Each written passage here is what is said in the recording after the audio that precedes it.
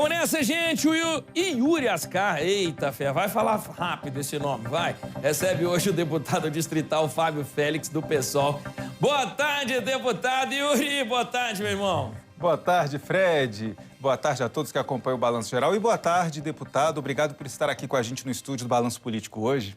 Boa tarde, Yuri, Fred. Obrigado pela oportunidade, pelo espaço para estar aqui com vocês hoje. E hoje, deputado, o Supremo Tribunal Federal começou o julgamento daqueles primeiros acusados de envolvimento nos atos de 8 de janeiro. A decisão pode sair até amanhã. E o senhor é integrante da CPI dos atos antidemocráticos na Câmara Legislativa, também é presidente da Comissão de Direitos Humanos da Casa. E a gente tem alguns deputados distritais que fazem oposição ao governo federal, falando em presos políticos e que muitos inocentes acabaram presos. O que o senhor tem a dizer? Eu acho que o que aconteceu no Brasil no dia 8 de janeiro de 2023 foi uma agressão à democracia e ao Estado brasileiro, à nossa ordem constitucional. Então, sendo um crime tão grave, não dá pra gente chamar esses presos de presos políticos. Eles são colaboradores, agressores à democracia brasileira.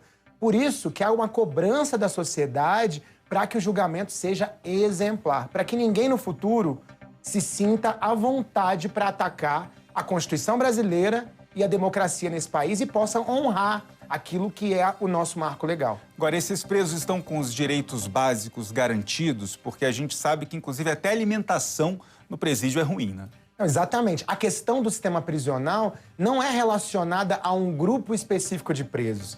A gente tem que falar de toda a massa carcerária. São 16 mil presos hoje no Distrito Federal e é uma política pública falida.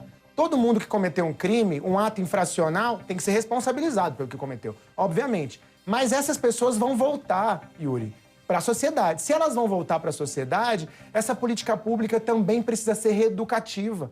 Precisa ter escola, precisa ter profissionalização, senão é uma política pública falida. E quem vai ser prejudicado é toda a população do Distrito Federal, porque essas pessoas vão voltar para a sociedade, quer a gente queira, quer as pessoas queiram ou não. Então, essa política pública precisa funcionar, ela é cara, ela tem um grupo grande de servidores e hoje ela não cumpre o seu objetivo. Responsabiliza, desrespeita direitos, a dignidade das pessoas e, além disso, não ressocializa, que é o fundamental. As pessoas precisam sair dali melhor do que entraram. E amanhã a CPI vai receber o hacker Walter Delgatti Neto, que está sendo investigado aí pela Polícia Federal, pelo Supremo Tribunal Federal.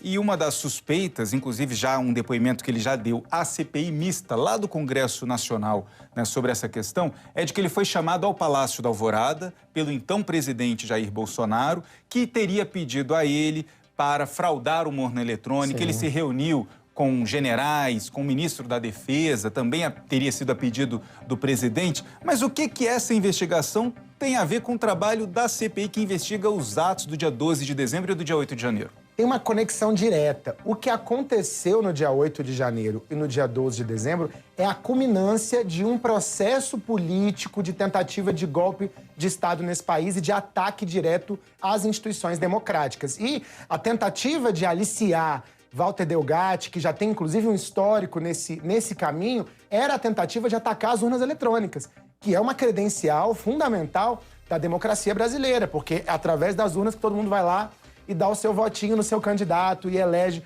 o presidente, o deputado, o governador, governadora. Então, a gente quer entender quais são esses atos preparatórios para a tentativa de golpe que aconteceu antes do dia 12 e antes do dia 8. Então, ouvir o Walter Delgatti, essa relação dele com uma deputada federal e também com o próprio ex-presidente da República vai ser muito importante para nós. Perfeito. O Fred tem uma pergunta. Deputado, olha só, a minha visão de segurança pública, do papel dos policiais aí na repressão aos crimes, costuma, assim, ser bem diferente do que defendem os deputados da esquerda. Mas existem objetivos em comum nessa história toda, como o combate ao feminicídio. O GDF já tomou, inclusive, algumas iniciativas, os deputados distritais também. Mas o que nós podemos fazer a mais para evitar esse crime tão covarde, hein? Fred, esse debate é importantíssimo. Eu tive a oportunidade, na legislatura passada, no mandato passado, de ser relator da CPI do feminicídio.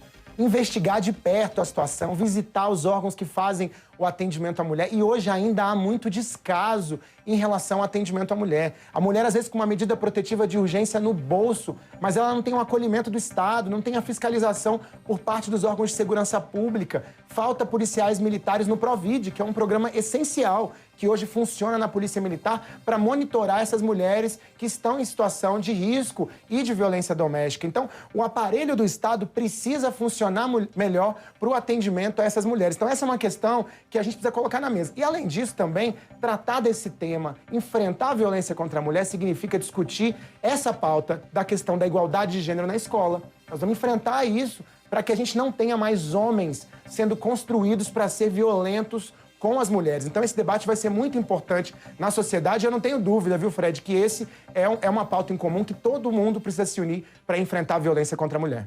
Deputado, muito obrigado pela presença do senhor aqui com a gente. Até uma próxima oportunidade. Muito obrigado.